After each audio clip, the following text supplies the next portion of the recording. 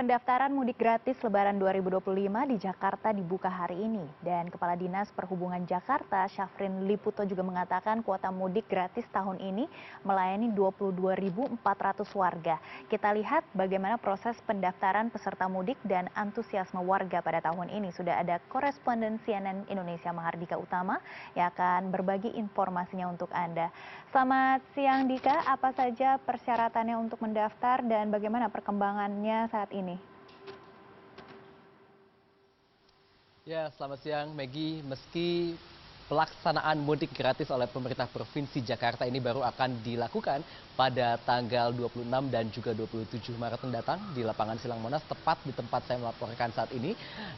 Tetapi pendaftaran ini memang sudah dibuka sejak hari ini atau pada tanggal 7 Maret 2025 dan pendaftaran dilakukan secara daring atau online melalui situs mudikgratis.jakarta.go.id dan syaratnya pendaftar ini harus menyertakan kartu tanda penduduk, kemudian kartu keluarga dan juga STNK. Menarik kenapa harus ada STNK? Karena selain mengangkut orangnya, program Mudik Gratis Jakarta ini juga menyediakan layanan untuk mengangkut sepeda motor dengan menggunakan truk yang akan dilakukan pada tanggal 26 Maret mendatang. Jadi selain para penumpang manusianya begitu, tapi nanti juga kendaraannya sepeda motor terutama bisa diangkut menggunakan truk ke daerah-daerah yang dituju di 20 kabupaten kota yang ada di 6 provinsi, mulai dari Palembang, di Sumatera Selatan, kemudian di Provinsi Lampung, kemudian di 2 wilayah Provinsi Jawa Barat seperti Tasikmalaya dan juga Kuningan, di banyak wilayah di Jawa Tengah, daerah istimewa Yogyakarta, dan juga di sedikitnya 6 wilayah atau 6 terminal di Provinsi Jawa Timur. Setelah berhasil mendaftar, nanti calon pemudik ini akan melakukan verifikasi di kantor suku dinas perhubungan di masing-masing wilayah, baik di kantor suku dinas perhubungan Jakarta Pusat, Jakarta Barat, Jakarta Timur, Jakarta Selatan, atau bisa langsung datang ke kantor dinas perhubungan di kawasan Jati Baru Tanah Abang, Jakarta Pusat.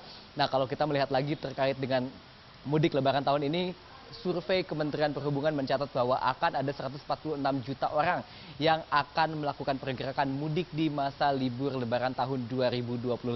Dan dari jumlah itu, 51,7% diantaranya berada di Pulau Jawa. Dan selain itu akan juga diperkirakan jumlah atau volume kendaraan yang keluar dari Jakarta meningkat sebanyak 60% dari lalu lintas normal. Dan bus diprediksi masih akan menjadi salah satu moda transportasi umum favorit bagi para pemudik. Untuk itu maka keselamatan menjadi faktor yang utama. Data dari Dinas Perhubungan DKI Jakarta mencatat sebesar 65% atau 2.846 bus dari total 228 perusahaan otobus yang diidentifikasi beroperasi di Jakarta telah dinyatakan layak jalan setelah dilakukannya ramcek atau pemeriksaan fisik kendaraan, dan sementara sisanya masih dalam fase perbaikan atau perbaikan, dan sebagian kecil lainnya dinyatakan tidak layak jalan.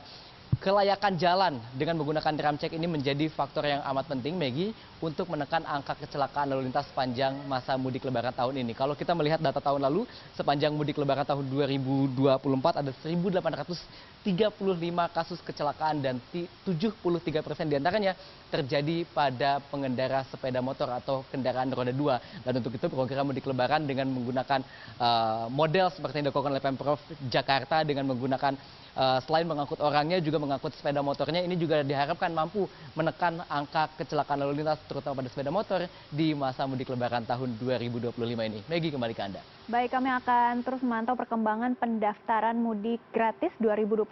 Terima kasih Mahardika Utama atas laporan Anda, selamat bertugas kembali.